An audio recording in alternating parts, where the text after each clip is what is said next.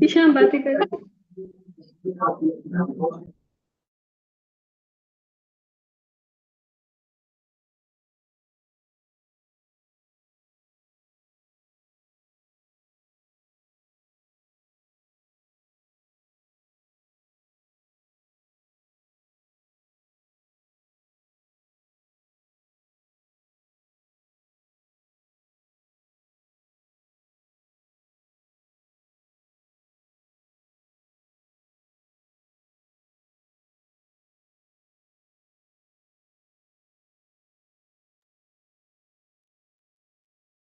Hello, everybody. Welcome. Very nice to see all of you here. I noticed there's some from my class. There's a few from Psychoanalysis Pakistan, and a few others who saw the event online. It's really exciting. So I want to welcome you all to this live talk from Dr. Leon S. Brenner on psychoanalysis and neurodiversity, with an emphasis, as I understand, on autism. This talk contributes another effort toward the establishment of a space for psychoanalytic thinking and practice in Pakistan. So I'm very thankful to Leon and all the others who've agreed to do this, this series of guest talks. It's one of many that have been planned for this semester through the Psychoanalysis Pakistan Circle. 2 weeks ago, we listened to a thought-provoking talk from Dr. Daniel Tutt on psychoanalysis and Islam. And then 2 weeks before that, we heard from Dr. Ellie Ragland, who spoke at length about hysteria. And I hope that many of you will also join us for upcoming guest lectures from Dr. Stin Van Hoel, Arka Chattopadhyay, Todd McGowan, Alenka Supansik, and many others. A reminder about what Psychoanalysis Pakistan is. For now, it's a rallying space. You can follow us. You can learn more about the orientation or get involved by visiting our website, www.psychoanalysispakistan.com. We help to organize small study groups called cartels, lead guest lectures, and have a really exciting international conference coming up in April of 2025, which is now formally announced on our website. You can go to the activities menu and then go down to conferences and see the call for proposals there. Today's lecture from Dr. Leon S. Brenner will delve into the concept of neurodiversity with a focus on autism, which is of particular interest to some of my students who are here today, because we did have a module where we were reading at least a chapter from Dr. Brenner's book, and we discussed autism, and we even had a little bit of a debate whether it was a separate clinical structure or not, and what is the proper technique when we're dealing with autism, and so on. In this talk, he'll address, I believe, some of the common misconceptions, such as the lack of empathy hypothesis. Dr. Brenner's talk will be guided by Lacan's very interesting response to a therapist working with autistic patients. I quote Lacan. This is from Dr. Brenner's abstract for the talk today. "They don't manage to hear what you have to say to them insofar as you are caring for them. But in the end, surely there is something to say to them." End quote. Dr. Brenner is a colleague of mine. I call him a friend. We work together in some sense for a common cause. He's a psychoanalyst and psychoanalytic theorist based in Berlin, specializing in the intersection of culture and psychopathology within the Freudian and Lacanian traditions. His research spans psychoanalytic theory, subjectivity, mental health, including autism and depression, and philosophical inquiries into knowledge and identity. Brenner is the author of the best-selling book, The Autistic Subject on the Threshold of Language, which we've been able to get on our shelves here in Pakistan recently, and founder of Lacanian Affinities Berlin and Unconscious Berlin, organizations that foster psychoanalytic thought and practice. I'm very excited, very thankful that Dr. Brenner is here. So I turn the floor over to you. Thank you. Okay. Yes, thank you. Thank you, Dwayne, for inviting me. Of course, this meeting is friendly. We are friends. And I would say, Dwayne, your friends are mine. Then I guess the audience as well are all welcome to join us in a friendly manner. I'll speak a little bit, and then maybe we can open a discussion. If I understand correctly, we might designate around 15 minutes to an hour for my speech, and then maybe 30 minutes for discussion or something like that. Is this the format? Yeah. Okay. Sounds good. Yeah. Yes, we can do it in that way. I realized I was muted. Fantastic. So, sometimes we stop in the middle, but yeah, maybe we can wait to the end, until the end. And if anyone wants to join me with their faces, I would appreciate it personally. If you are here, in fact, and want to participate, it would be nice to see your faces and feel that I'm actually speaking to living human beings. So maybe I'll begin by asking the question: what is autism? Because autism is just a word. It is just a bunch of sounds. The meaning that we attach to it is not a natural meaning. It is something that we agree upon. Now, I think that it is not for nothing that a certain debate arose between your students about, well, what would that be? Is it, in fact, a distinct diagnosis, etc.? And this is because autism is a word that means today many things. It doesn't mean one thing. I'll give you an example. Autism today means money. It means capital. It means it designates an individual that receives support in some states from the government. This means that, for instance, some of my colleagues would prefer to diagnose a child with autism, even if they're not utterly sure, just because they know that this child will profit from the cash that they would get from the government. So autism means money. Autism also means something on the line of an identity. We know that people today identify as being autistic, and it means something about who they are, not in clinical terms so much, not in psychiatric terms, but in terms of the character and, let's say, affinities or connections that a person might have. So autism is also a word that describes a form of identity. And an identity is something that only gains validity, let's say, within a social domain among other people who identify. So autism is also a way to gain access to a community.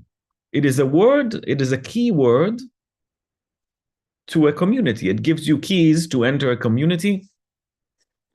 For instance, you can join online forums, social media groups for those who identify as being autistic. And then you can talk about your autism and maybe develop a language to describe it. More than that, autism is also social capital. We see today celebrities identifying as being autistic because it means something in terms of a social value, something that we don't immediately translate to money, to capital, but it has a social status that comes with it. So we see some celebrities identifying as being autistic in order to signal something about their worth or their position. And then autism is also something of a taxonomy. It's a category, just a category. And we know this for a fact, and we see this among our patients that people enjoy categorizing, be it categorizing the world, how it works, etc., but also categorizing themselves. So autism is also a word that carries with it some type of a pleasure of taxonomy, a pleasure of categorizing. And here I can tell you that some of my patients come to me and they ask me to diagnose them as autistic. So there is a certain pleasure, also a certain relief people sometimes speak about by just taking on this word and then categorizing yourself within a certain field of expertise. This would be a field of mental health, of psychology, psychiatry, etc.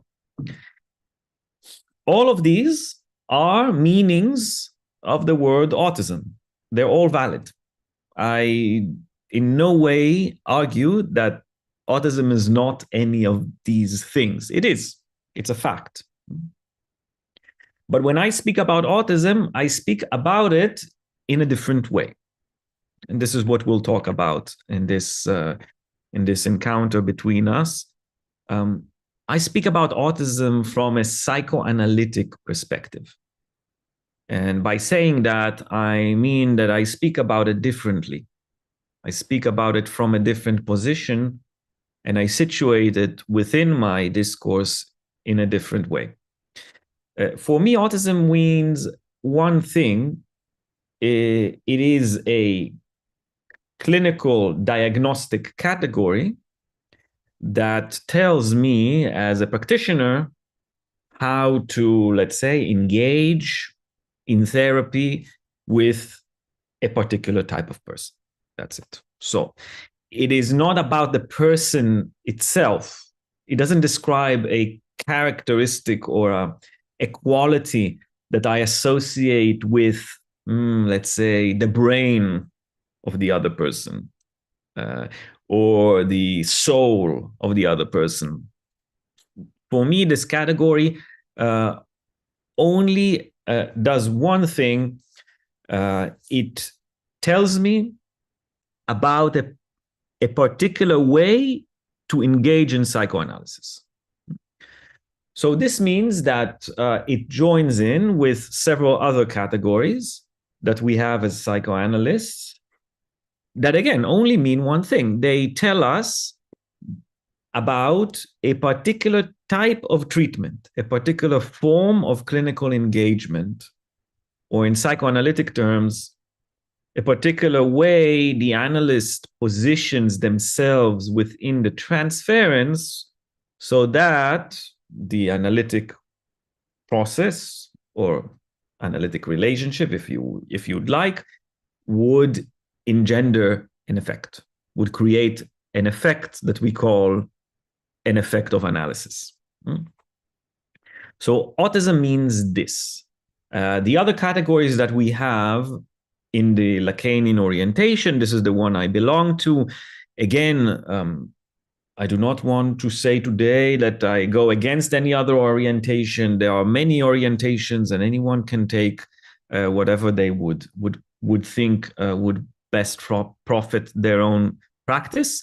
But in the Lacanian orientation, there are three such categories: neurosis, perversion, and psychosis. These are the classic categories. And what they mean, again, I'll repeat myself, they mean one thing. They mean that there is a particular position within the transference that the analyst has to take in order to engender an effect when they work with neurosis. Then another position that we associate with the term psychosis, and another position we associate with the term perversion. In my work, I argue a very simple thing, and I go to great lengths to do it in a very complex way. I hope you didn't suffer too much through the book that I've written, which is very technical. It's very meticulous. And Dwayne, I don't know if you'd like, I'll share with you some of my later papers that are more clinically oriented. So if you are working with clinicians, that might benefit you. But basically, the point of my work in the book that I've published is to demonstrate that autism entails a particular way to position oneself within the transference that cannot be reduced to neurosis, perversion, or psychosis. This is basically what I mean. So when I speak about autism, I speak about a category that dictates a distinct direction to the treatment. So we start with that. And then I also wanted to begin today with another disclaimer or something that is important to say at the outset, because I speak about a practice that engages with autistic subjects with autism. And there is a tradition in psychoanalysis that has developed this type of practice, but it is very different than the perspective that I developed. So if you would, for instance, open Google and you'll Google autism and psychoanalysis, you'll probably see a lot of polemical papers or newspaper articles that go against the use of psychoanalysis in the work with autistic children and adults. And they will all circulate around a certain argument that states that psychoanalysts blame the mother for autism. And it is not for nothing, because we do see this theme in the history of psychoanalysis in the treatment of autism. Psychoanalysts are interested in biographical information. They think that early relationships within the family unit affect the formation of the psyche and affect the formation of psychopathologies. And then we see concepts that are developed by psychoanalysts that describe cold mothers, depressed mothers, dead mothers as something that we might associate with a cause for autism, with an etiology of autism. I don't adhere to this motif at all. For practical reasons, I might say that maybe the theory stands as itself. It has descriptive value, but it seems to me, in my encounter with mothers of autistic children, that they're, maybe we might say, seem to be good enough mothers. They're not cold, they're not depressed, they have been accompanying their children from the first moment. So this sort of idea that the attitude of the mother is to be associated with the cause of autism is not something that I abide by at all. I might say that my interest is not about the mother, the actual mother, but about what we might call the mother tongue. And in this, I mean the language that first made an impression on the baby's body, let's say. It is a language that has not been understood. It's not a language that was utilized for communication. It is a language that shaped the most essential sensorial interactions of the baby with the world.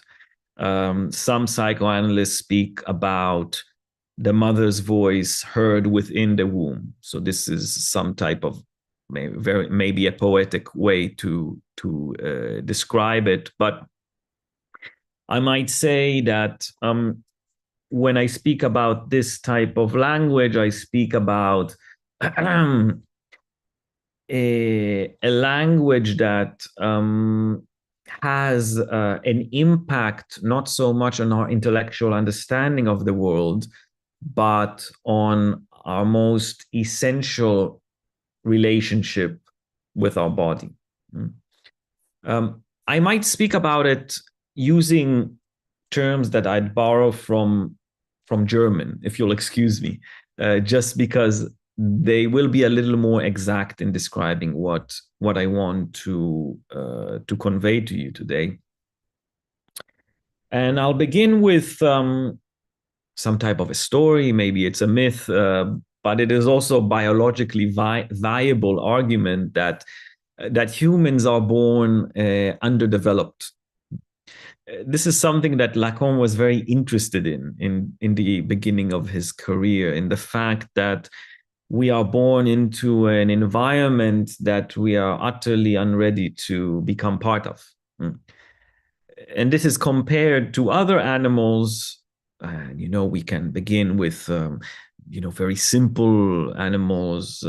Excuse me, these animals that I call them simple, but let's say bugs or these type of animals. But even mammals, even more developed animals like mammals, when a cow is born, when a giraffe is born, if you can see that, they don't take a long time before they start walking around and sniffing the world. So there is something about these small animals that are just born that is already set for their environment. It's ready to explore it to some extent. Yes, of course, they're not completely ready like an adult animal, but it shows you that something that is hardwired to the organism, and here I mean something that they are born with, they don't need to learn it. The mother doesn't need to tell them anything about it, let's say. Something instinctual is already enough to enable some relationship with their environment. So the instinct of the cow doesn't learn anything, but after a few minutes, it knows to stand up and start walking around. There is something that she has delivered into the world with this capacity. So I would like to describe this event using two terms, and I will use them to say something about human beings. So this instinctual level, this hardwired information it is bodily, as I was saying, right? It says something about the way the body handles the interaction with the environment. So we will call this in German the Innenwelt, the inner world, Innenwelt. This is the instinct. What is organismic? It is, you are born with this. There's nothing you need to do to have this. And there are two terms that I'll differentiate in order to express my argument. There's the Innenwelt, and then there's the Außenwelt, right? This is outer world, let's say. And with the outer world, I might describe anything that is out of the cow's life, let's say, will never be part of it. Let's say, I don't know if we have some philosophers here. You might think about this as the Kantian noumena. Yes, maybe. It is something that is beyond whatever will be part of the organism's life. And then we have a middle concept, and it's called Umwelt. Umwelt. In English, it is translated as environment. In French, you'll sometimes see people who refer to it as milieu. Now, the Umwelt is exactly the world that the cow will belong to. It belongs to and will belong to, let's say, the world of the cows. And what a very interesting writer, intellectual researcher called Uexküll, a German intellectual from the 1930s, what he thought is that different species have different Umwelts. Now, it's a very commonsensical argument because when you think about, for instance, a tick, this small insect that sucks your blood, clearly a tick doesn't have eyes like mammals do. It doesn't have ears. It perceives the world in a completely different way than a human being and even a cow. the world of the tick is limited to the way that its sensory organs interact with its environment. And we might think of the Umwelt of the tick as being composed of the smell of sweat, the feeling of heat, the taste of blood, but not much more. So you see, Utskull was arguing that different species have different Umwelts. Yeah, they have a different environment. They are born into a different reality, a different milieu.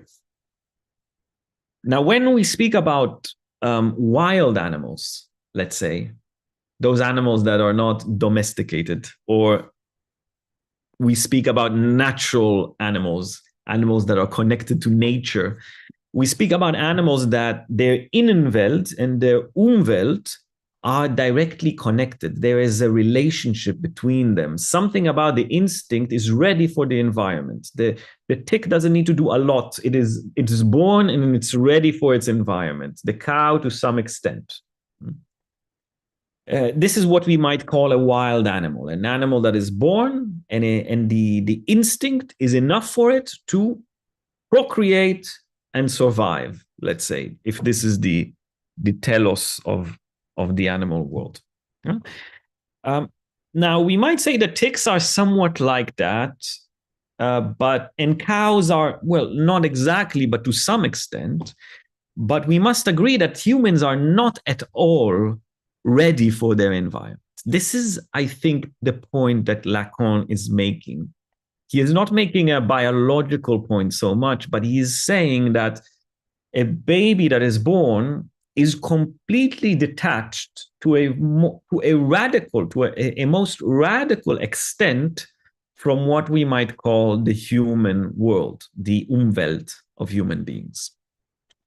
And think about this, right? I was saying that the tick has a very limited Umwelt. Think about the Umwelt of human beings. It's not only a three-dimensional spatial world with linear time and several concepts like causality, substance, etc., that organize it, right? It is a world that is full of meanings that are intersubjective, cultural, artistic, aesthetic, scientific. It is a world that is defined by our love, hate. It is a very complex Umwelt. And clearly babies are born with no access to it. The instinct, the human instinct, the Innenwelt of human beings, does not provide us with anything that we might say that connects us to our Umwelt. So what do we do? And you know, Lacanians were very interested in language. So, well, in order to take the Innenwelt and have some type of relationship to the Umwelt, we rely on language. Now, when I say language, I mean language in the wide sense. I don't mean the English language or the Japanese language. I don't mean this type of language. I mean any type of inscription within the psychic system that persists, that lasts, right? Any type of inscriptions that is made at a certain point due to a certain experience and remains there within the system, right? So, you know, it's not a letter, it's not a word, it's not a concept. It is something like this happened. For instance, a line, something happened. That is already something that we call language. And again, this makes common sense, right? Because if we are not born with the knowledge that connects us to the Umwelt, we must learn it. And to learn, we must inscribe something in the psychic system that persists, that makes our experience more than just a fleeting flooding of sensations, of sensorial data. Language is that. So what I argue is that even from the first most rudimentary aspect of human existence, which we might call as having a body situated in the world. For humans, even to have that, even to have a body that has borders that differentiates between an inside and an outside, we must take language upon ourselves. And we must be very resourceful when we do that. Right? This is what we might call a know-how, right? A know-how to do with language. And this is what gives birth to what we call a subject in psychoanalysis. Now, going back to the question of the clinical categories, these diagnostic categories that I was speaking about and that Freud discussed and Lacan discussed after him, we might think of each of them as being characterized by a particular know-how with language. Now, what I mean here is that being human is, well, can only be achieved when you recognize yourself as such within the humanized world, within the Umwelt. And one can only do that by relying on some type of language, of knowledge, of something that one must learn after birth. Now, language, in this sense, then sutures the gap, the chasm between the Innenwelt and the Umwelt for human beings. But, you know, it doesn't do it perfectly. It always fails because language is not like nature, right? It's not the order of nature. Nature, in the creations that it creates, let's say in the creation of wild animals, perfectly sutures the Innenwelt and the Umwelt. But language is secondary, and it always, it succeeds to some extent, and it fails to some extent. Now, neurosis, then, we understand as a way of doing with language to suture the Innenwelt and the Umwelt that succeeds to some extent, but fails to some extent. We might say the same about psychosis, about perversion, about autism. All of them are, in fact, ways to treat this chasm between the Innenwelt and the Umwelt using language. It is a way to treat it that is supplementary. It is not perfect. It succeeds to some extent and it fails to some extent. So this notion of the clinical categories suggests understanding the relationship between these categories and the treatment that we provide our patients quite differently, right? So let's focus on autism, for instance. If we adopt this view, if you might entertain it with me today, this suggests that we understand the relationship between autism and the treatment of autism differently. According to this view, then the treatment of autism is not about making interventions on autistic phenomena that are present in the autistic person. No, this is not what we view as treatment. It is the treatment of these phenomena, which is autism by itself. So you see, autism is a form of treatment for the gap between the Innenwelt and the Umwelt. It is a particular form of treatment. And in this sense, in psychoanalysis, we don't try to cure it. We don't try to eradicate autism.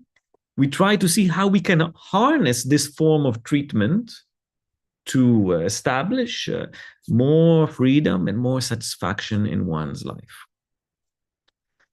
Among my colleagues in the field of autism research that are not psychoanalysts, it is called moving from curing to caring.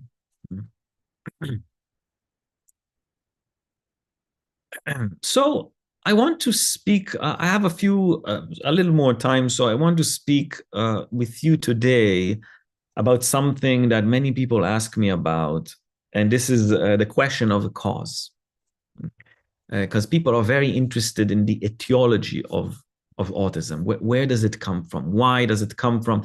This is a perspective that is more oriented with the curing autism perspective, right? Because those who come who attempt to care for autistic people are not so interested in curing autism, right? So we'll focus on the curing side for a second, and we'll move to the caring for it then right after.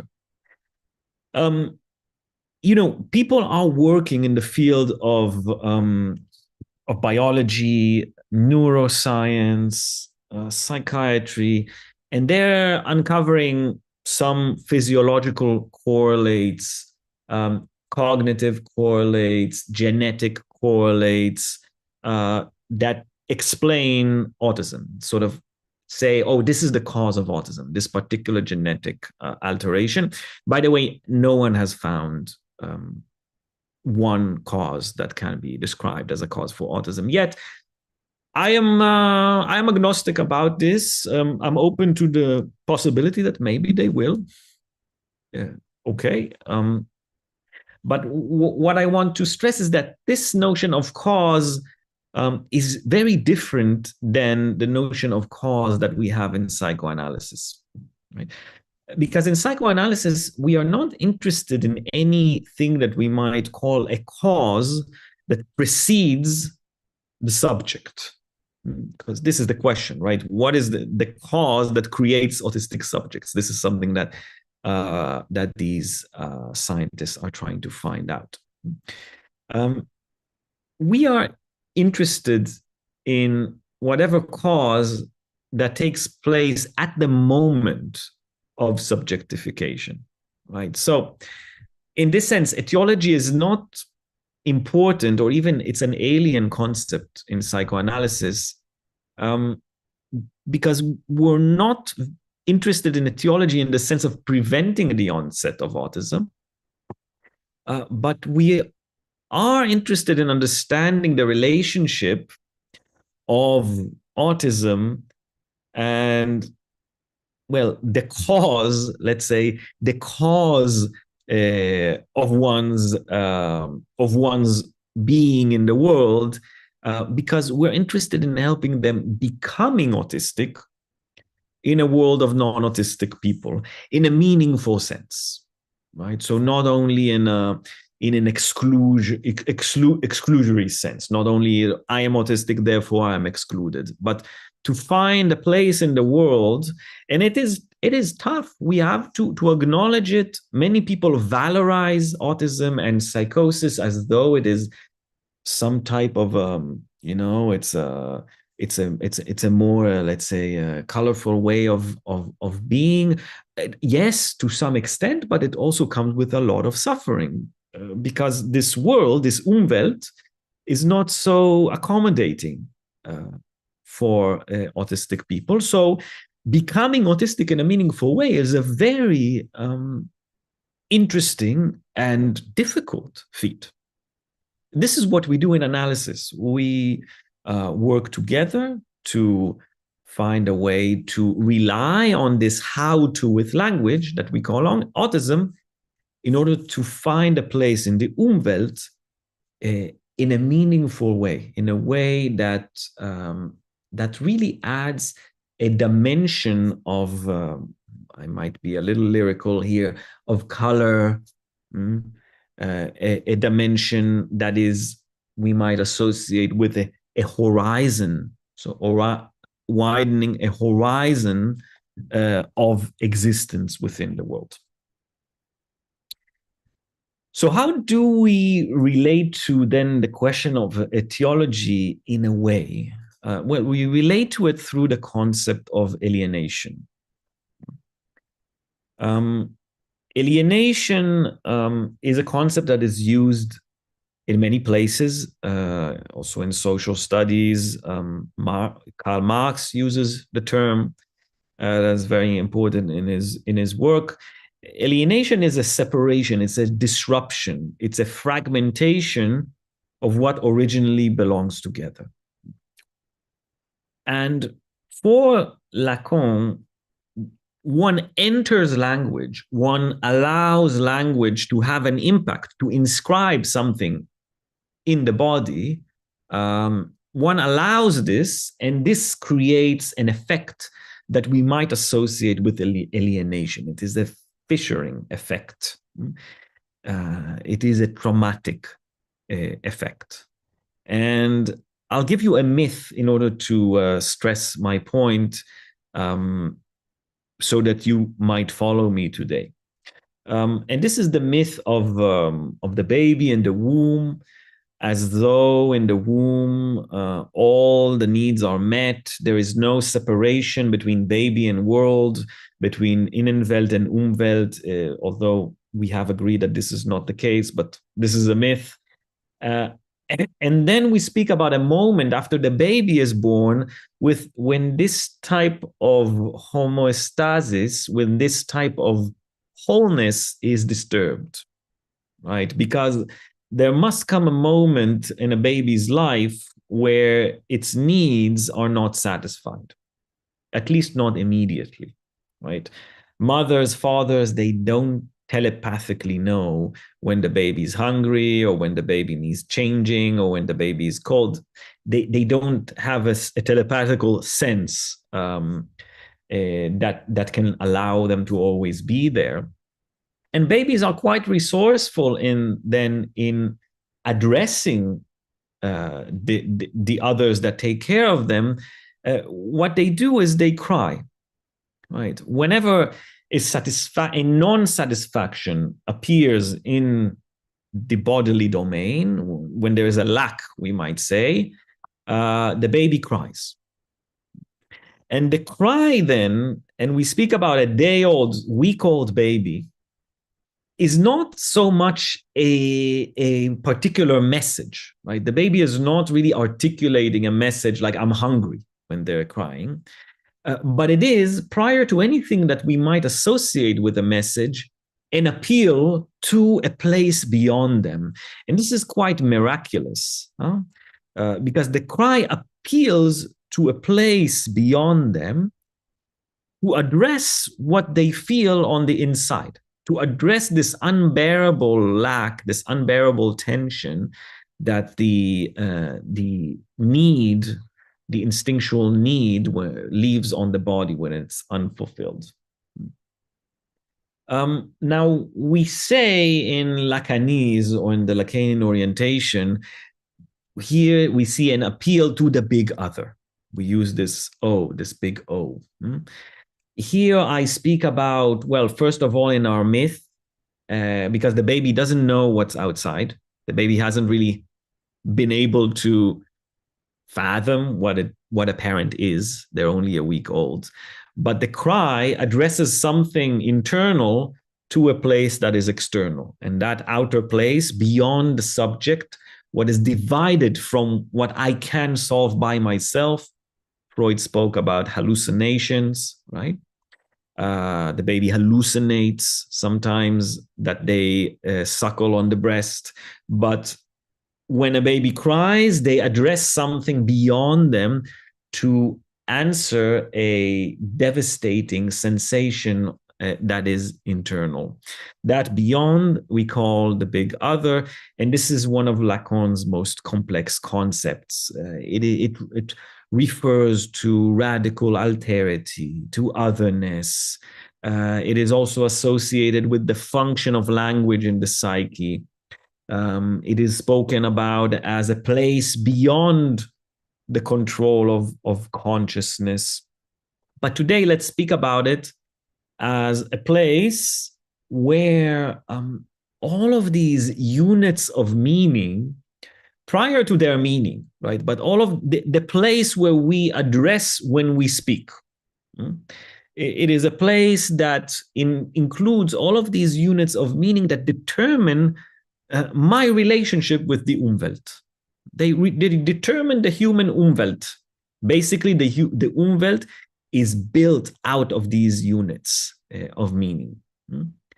And these units of meaning, in this place where these units of meaning exist in a way, precedes the existence of the baby, precedes the existence of the subject. It is there before the baby is born, right? And when the baby is born and cries and addresses another place, it addresses this place of meaning, this locus of language that must be shared by subjects in culture, right? Because we live in the same Umwelt. We understand each other. We speak a language that connects us in a way to a certain extent. Now, this type of relationship between the inner self and the unknown outer self is what we call alienation. And when we speak about the clinical structures, again, I'm coming back to my first argument. And when we speak about the clinical structures and the clinical phenomena that correspond with them, this is what we call symptoms, right?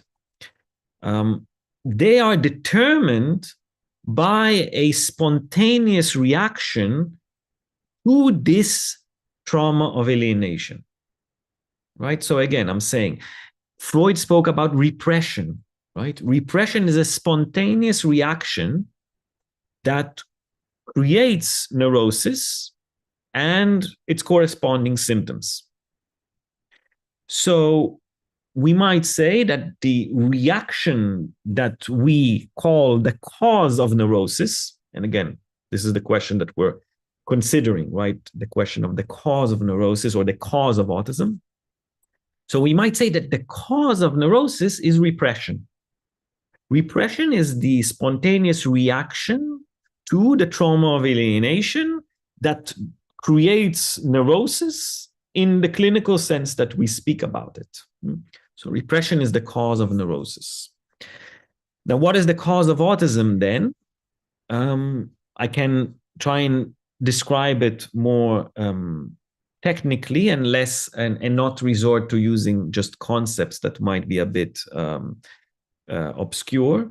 I'll say that the cause of autism then is something that we might address as a radical refusal to appeal to that other place in order to have something on the inside being satisfied or appeased. So in this sense, if you allow me to be a little philosophical here, autism is characterized by some type of radical self-reliance, right? A refusal to rely on what I do not know myself, a refusal to rely on the unknown, on a place beyond me that I have no control of. This articulation, if you write it down and you take it to your work with autistic patients, will be very helpful. This articulation alone. Now, we see this clinically, right? We see babies that don't make eye contact, right? They don't address the other. There is an absence of crying among many autistic babies. So they are hungry, but they don't cry, right? We see this. This is a common phenomenon.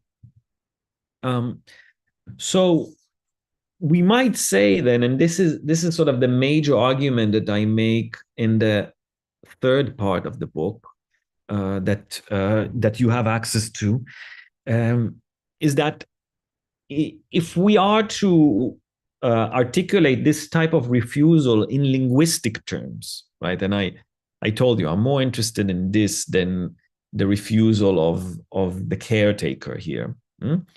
We might say that autism is determined by a refusal of exactly that place where units of meaning determine what the Umwelt is for subjects in culture. These units in Lacanese are called signifiers. We won't get deeply into this today, but I'll be happy to see you again or send you a paper and you can work on it and think about it. So basically, the way that I described in the etiology of autism is not so much a refusal of others, because autistic people do have relationships with others, they want and they thrive on relationship with others, even if it is not the caretaker. It could be an animal, it could be a friend, it could be any type of even object. Autistic people live in a world with other people. They're not oblivious to the existence of others. So we might call it a refusal of the big other. In this sense, a refusal of that place where signifiers determine our relationship with ourselves, with other people, with the world. So autism is a refusal of the order of signifiers. This is another very exact kind of formulation that I develop in the book. And I argue that this type of rejection of the order of signifiers is causative, in as much as we can call it causative psychoanalytically, but it is causative and not consequential, right? And I develop it in great length in a paper that I'd love to send you, Dwayne, so you can circulate later on. Now, before I end my speech today, I want to emphasize something. This does not mean that autistic people are outside of language, right? It's not that autistic people don't have language. This particular refusal to appeal to the order of signifiers is, let's say, substituted by an appeal to a different linguistic unit, right? We won't get deeply into this today. I just call it the sign. You can read about it in the last part of my book. And what I basically argue is that autism is characterized by a very different mode of access to language. It is still determined by language. Autism is still a subjective structure that we associate with a positioning within language, with the way language affects the body. But it is a language that is based on units that function in a different way. I'll very quickly just say that while signifiers are elements that by themselves don't have any referent, they just interact with each other. In a spoken language, they are the sounds like a, I, u, a. When we say them one next to another in a particular context, in a particular tone, then the person who listens to us understands something. Signs are units of language that have a direct referent in the world, and they have one referent. So a sign would, let's say, be like a smell of smoke. A smell of smoke refers to fire. They have a rigid connection between the two, right? And when you acquire this connection, it remains with you. It's not contextual. It's not, when you smell smoke, you think about fire. This is how signs work. And in this sense, the autistic language is a language that is composed of many, many, many different signs, each one referring to a particular meaning, a particular object that exists in the world. So autistic people do use language to gain a mode of access to the Umwelt, but this mode of language is very different. And this is why I think Lacan is emphasizing that we cannot listen to autistic people in the same way that we listen to non-autistic patients. We cannot speak to them, we cannot intervene and use what psychoanalysts call interpretations or interventions in the same way that we would do with patients that we would diagnose with a different clinical criteria. So you see, we come to the same point that we started. Autism is a particular way of doing with language that means to us one thing, a particular mode of positioning within the therapeutic relationship, a particular mode of intervention within this relationship, and a particular effect that we might call therapeutic. This means that when we work with autistic patients, many times what you would classically see in the movies or read about in the books, as psychoanalysis being like someone laying on the couch and interpreting dreams and speaking about the unconscious, this will usually not be the case, will usually not be what we would see in our work with autistic patients. But we would see a very acute type of listening to the spontaneous way that these patients use language to establish a certain relationship, establish a certain suturing of the gap between the Innenwelt and the Umwelt. We follow them in this. And in this sense, what we pay attention to is the way the use of language has an effect on the level of the body, on the level of one's identity, of sexuality, and on the level of one's relationship with the social bond.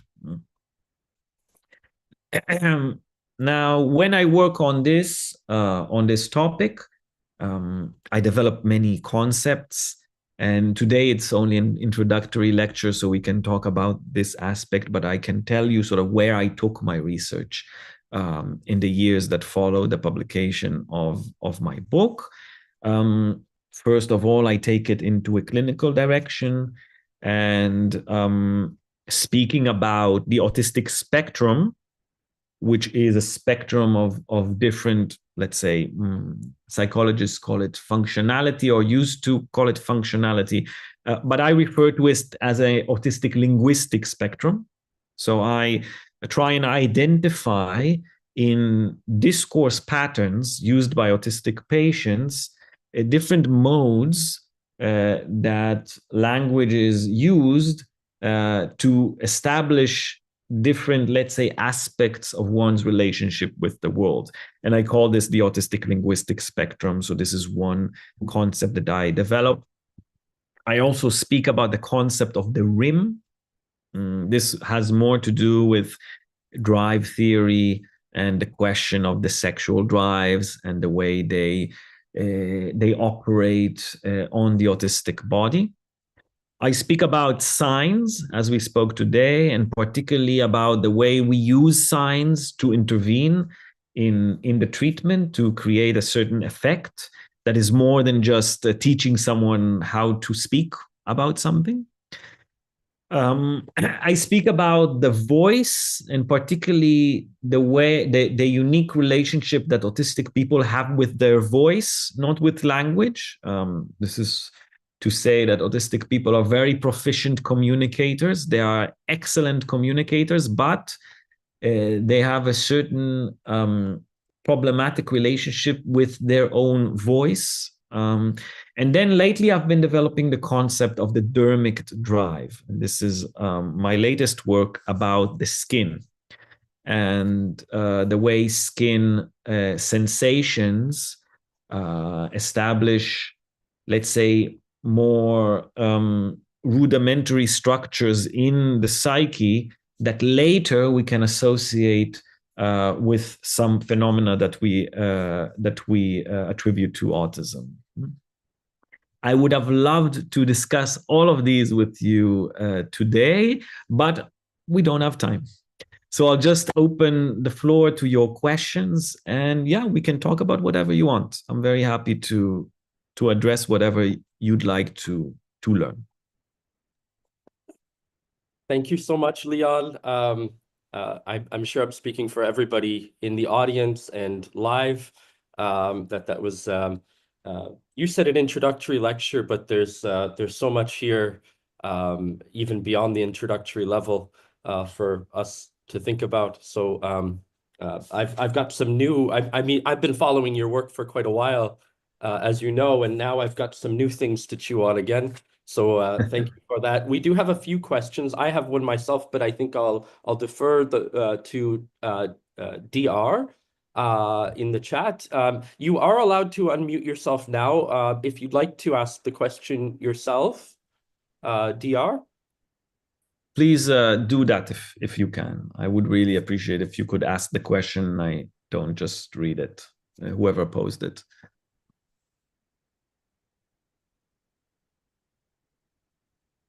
Okay, I think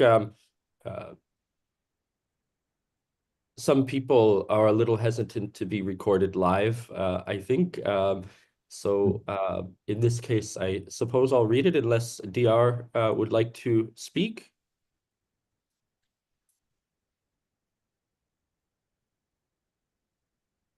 Okay, I'll read it out loud for you. The question is the psychoanalytic approach to autism and ADHD somewhat similar? If not, then how do these two neurodivergent conditions differ from each other in terms of psychoanalysis? Yeah, that's a very good question. It has to do with the concept of neurodiversity, which I find to be problematic like any other concept. And I think our colleague Todd McGowan refers to that in his work on inclusion. He draws from other theorists like Giorgio Agamben. But basically, the problem with any concept that attempts to demarcate a certain group is the fact that it will always exclude another group for the sake of the demarcation of the group of inclusion. So in this sense, there is no group category that could be all inclusive. This is basic, as you know. I give this example sometimes, like if everything in the world was red and there was nothing in the world that wasn't red, then we would not have the concept red because we would not distinguish it from anything else. So in order to have a concept like red, we would have to have something that is not red, be it any other color, and only then we can sort of speak about what red is. The concept of neurodiversity is something like that. You know, it's just it seems to me more like a concept that is politically charged, that tries to include some groups, exclude some other groups. To me, there is no mind that is not neurodiverse. This is what psychoanalysts call the case-by-case perspective. There is no subject that I see that is not utterly and radically other. There is something that is utterly diverse about everyone. And, you know, we spoke about the way that the Innenwelt and the Umwelt are divided, and the fact that the only way that we might do with language in our development, I'm using here scare quotes, is to use something, an organ of language, to bridge on what nature has not given us. And this organ always fails. So it does something, but it also fails. So in this sense, every subject is developmentally disordered. I think we see this in Freud. He says, well, the drive matures. Freud speaks about the drives as the things that make the first impression on the body. This is the first inscription that is made on the level of language. And Freud says that early on, the drive fixates. It stops developing. It works in a way that doesn't change from now on. In this way, preserves its functioning, but it is not enough to make us to bring us back to nature. It is a defective way. So in this sense, everyone is developmentally disordered. So the neurodiversity concept for me is only interesting if we look at it not as a category of inclusion, but a category of exclusion. So in this sense, we are all excluded from the category of health. We are all excluded from the category of normalcy. No one is normal. This is what neurodivergence means for me. Now, about ADHD and autism that are both grouped there, and basically you can put any type of thing that's written in the DSM into this concept and more, right? But many times ADHD and autism share some traits, and because of that, they're put into the same group. I'll give you a very practical answer, doctor. And this is that ADHD has not been a sufficient category in dictating a particular type of treatment. So we see ADHD in autistic, neurotic, psychotic. I don't work with perverse patients, but I just don't have access to perverse patients. But we see ADHD, the behaviors of ADHD with each of these clinical categories. So when I see someone who's diagnosed with ADHD, to me as an analyst, it's not so useful to dictate how I position myself within the transference. But autism is useful, because if I do diagnose someone with autism, this means that I will direct the treatment in a different way. So this is why, to me, first of all, neurodivergence is only as a viable concept only if we view it as a radical form of non-belonging to the notion of normality. And this means that everyone is neurodivergent. And autism and ADHD, the distinction between them as speaking psychoanalytically, is that one is a clinical category, dictates a particular form of treatment, and the other is a bundle of behaviors that some psychologists have drawn a circle around and attribute and distribute some medication to. And in this sense, it's not so viable psychoanalytically. Thank you so much. We do have a number of questions, not all of which you can see in the chat. I'm not sure how many we'll be able to get to. It seems that this was a thought-provoking and important discussion or presentation, I should say. The least of which, because it seems to me you developed a really interesting concept of transference in autism that I want to ask so much about, but I'm going to defer to Faiz. Faiz, I think, was next. If you're open to speaking your question. Yeah, sure. So I just wanted to ask you, talked a lot about autism and its relation to language. So what I wanted to ask was the way these autistic traits present themselves, could they vary based on language? And what I mean by that is, could someone who is autistic and speaks English show different symptoms as opposed to someone who's autistic and speaks French? And if that is true, does that affect treatment in any way? And in particular, I'm interested in the treatment of people who are who grew up in a bilingual household, so they are speaking multiple languages at the same time. Yes, that's a great question, and it speaks for itself, not only in my research but also in empirical research. So basically, I'll just start by saying yes. To me, language is what defines autism. So people can get their diagnosis of autism today. It's not so expensive, even online, in many clinics, that this is what they do. And a clinic becomes more popular when it, at least in the capitalist market, when it provides what its customers want. And people who go and want to have a diagnosis, well, they want to be diagnosed. So many of these clinics, so-called clinics, they distribute this diagnosis to everyone. I meet so many people that say, "Oh yes, I got a diagnosis of autism." But to me, it's not so interesting. If you have social anxiety, or you're you're sensitive sensorially, or if you didn't have a lot of friends as a young boy, or if you cannot find any of these traits that might be associated with autism, this is not what determines a diagnosis for me. What determines a diagnosis is the way language is used in establishing a relationship with reality, with the world. And there's a particular way of using language that we call autism. We identify it in the use of language, not in the way someone behaves. Everyone, and I say this in a very endearing way, everyone is a little autistic. Everyone. All husbands are a little autistic. Ask their wives. They don't understand. Yes, they have a certain detachment. They are a bit, So this does not warrant a diagnosis of autism. What warrants a diagnosis is a particular form of use of language. Now, this brings you to the second half of your question, which is fantastic. And this asks, well, is speaking several languages, will that have an effect? Now, first, I emphasize when I speak about language, I don't speak about a particular type of language like English, Japanese. So autism is not a phenomenon that happens in English and not in Japanese.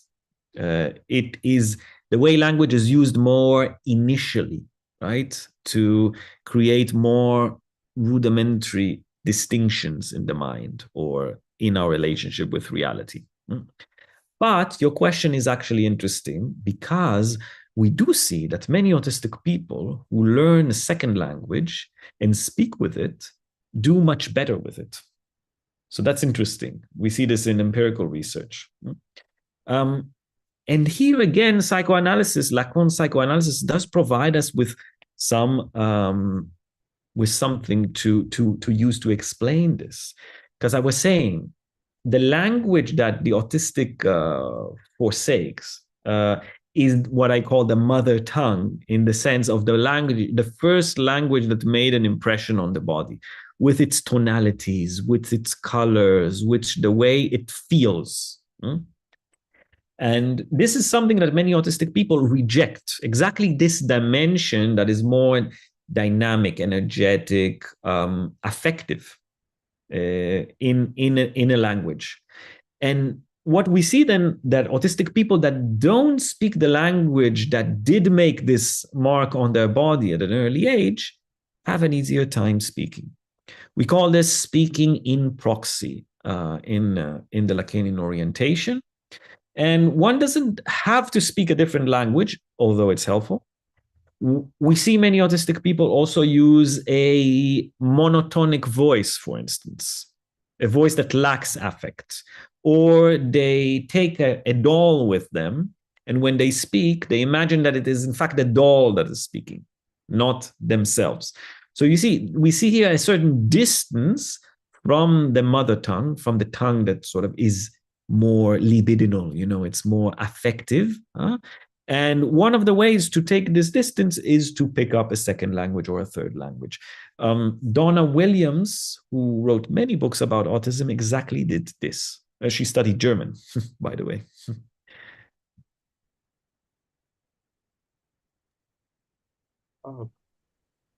Sorry, I'm just still, again, chewing on your answer. There's a lot there. Thank you. We have a question from Juliet. Juliet, do you feel, is it okay to speak the question to Leon?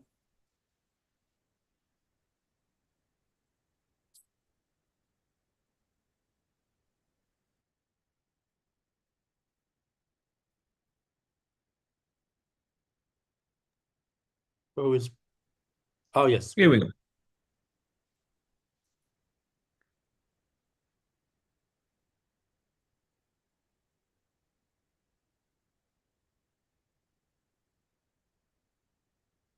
No, we can't hear, or I can't hear. Can you hear, Leon?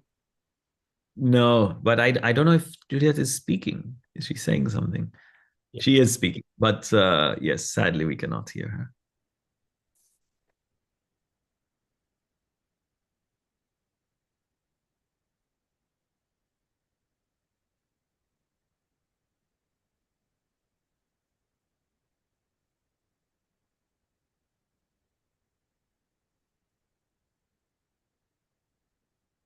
Okay, sure. So we'll come back to the question.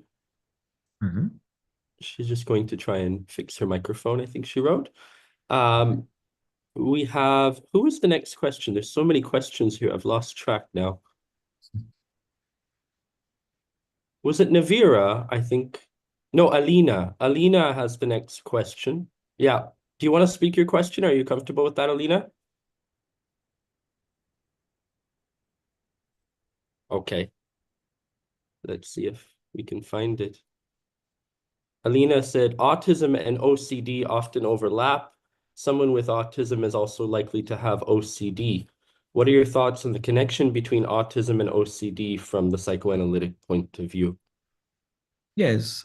Again, it's quite, my answer would be quite similar to my answer on the first for the first question. OCD, compulsive thoughts, intrusive thoughts, compulsive behaviors. We see this in cases of psychosis. We see this in cases of neurosis, and we also see this in cases of autism. This is just a compulsion repetition. It is something that operates on all of these levels. OCD is not a psychoanalytic category. It is a category that's mostly used. Here, I think that there's some cognitive behavioral interventions that are particular to OCD, but also medication that's particular to OCD. But this is, again, what I'm saying.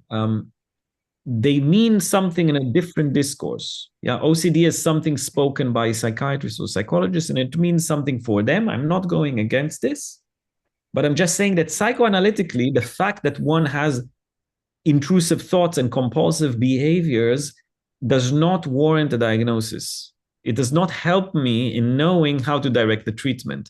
I will pay attention to it. I will pay very close attention to it, but this is not what will guide me in positioning myself with the transference. So same as we said for ADHD, OCD, again, this question of neurodivergence and not, I'll give the same answer here. For me, yes, autistic people or autistic patients have compulsive behaviors and intrusive thoughts, but also many other patients. So to me, it is more of a way a symptom manifests itself rather than a structural category that I would use to diagnose like autism. Great. Do we want to give the last question to Juliet? You must be tired. You've been speaking for about 2 hours. I very much appreciate it. Juliet, you want to give it a try? Yes, hello, can you hear me? Okay, Yes. great. Sorry for the microphone issue. So first of all, I just wanted to thank you for this really interesting talk, and it's been really nice, and also to meet you for the first time. We collaborated together on a book. Juliet, can you speak a little closer to the microphone? Yeah. Yeah, I'm trying. Can you hear me properly now?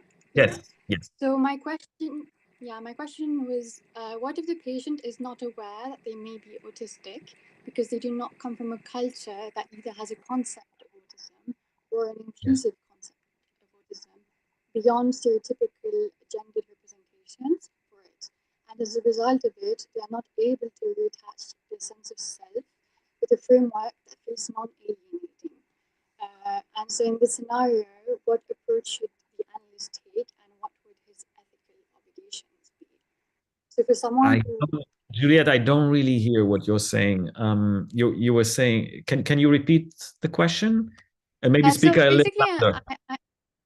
So what I'm trying to say is, what if you have a person who you know is autistic, who presents an autistic framework and his way of using language and expressing it, and but is not aware that they are autistic because they come from a culture or from a society which has not incorporated in the same way maybe Americans have an inclusive discourse, or even if it's a limited understanding of what it might be.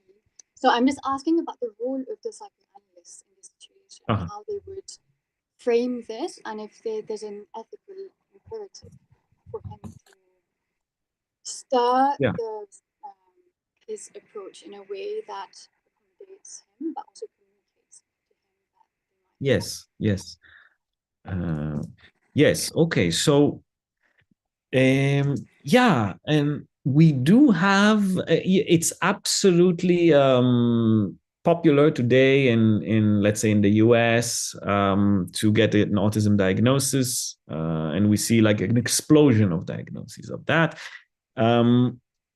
But again, I was saying that this is not what autism is when we speak about it psychoanalytically. Psychoanalytically, autism, and maybe it will connect to the last part of your question, is an ethical category, right? It's a category that speaks about the ethics of the psychoanalytic practice. Basically, how to do it well, how to do it ethically and not just, go on a wild analysis. Who knows? There are many analysts or so-called analysts today that did not go through, let's say, maybe their own analysis or an analytic training, and in this sense, they practice in practice that is not ethical. You can be a psychoanalyst, but then you can maybe not be ethical in doing so.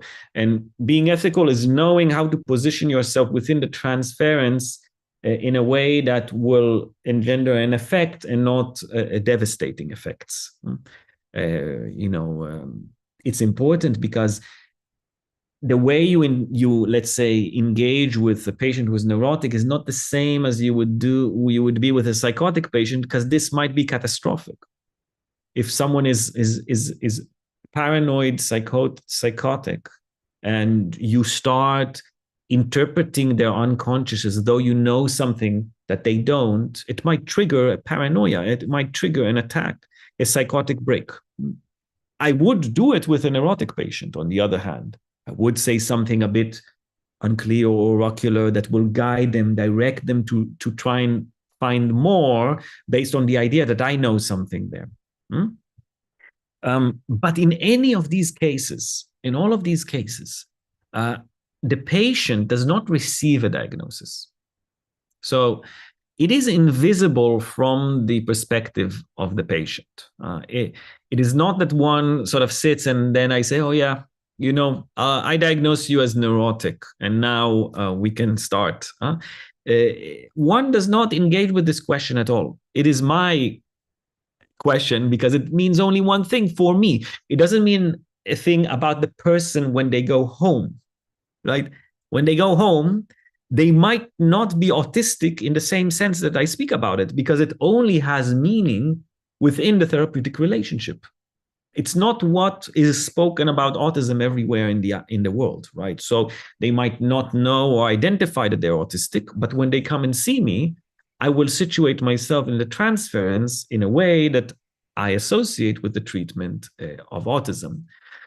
So this category you see is essentially an ethical category that has to do with the practice of the analyst and not with whatever the patient might identify with, think about, be aware of, partake in a culture. So one can be utterly oblivious to this, have no access to what autism means. But when they come and see me as an analyst, I will situate myself in the transference in this way. For the patient, it will be transparent. For me, it's very important. Can I just ask you a question about this? Because when I refer to ethics, what I meant is ethics in a broader sense. So as an educated professional, as someone who has access to resources and knowledge, autism I understand the social component of it, but beyond that, there's the idea of access to resources and understanding and support. And often autistic individuals have a need for accommodation. And with it, for example, the diagnosis itself, there are solutions that have been well researched and also implemented that can really improve significantly the quality of the life of the person who is autistic. So you're gatekeeping in a sense by preventing that person from having access to maybe contemporary medical discourses, to not expose that person, at least.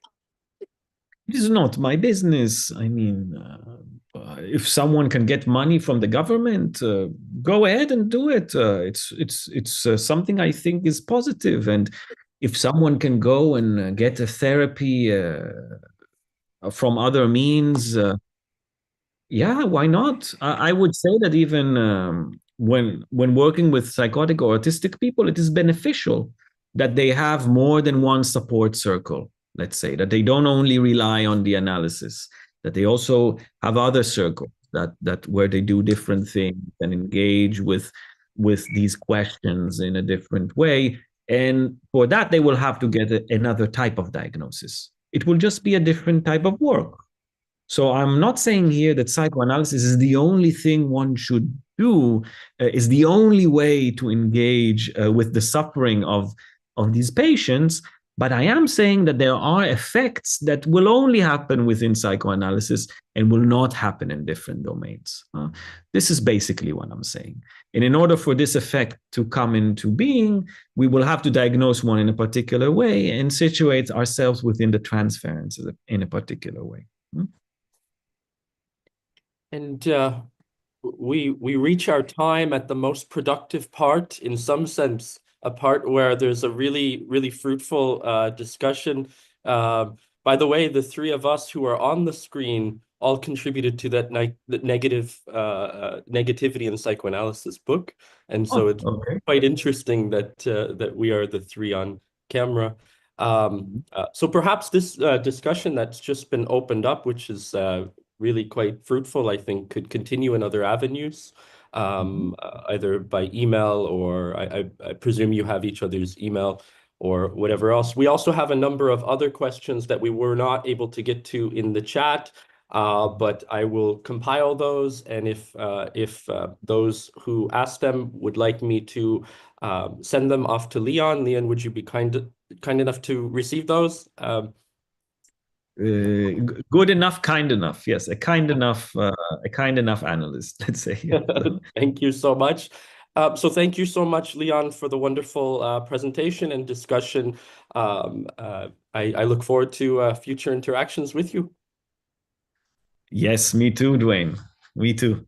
We'll talk soon. Good night, everybody. Bye.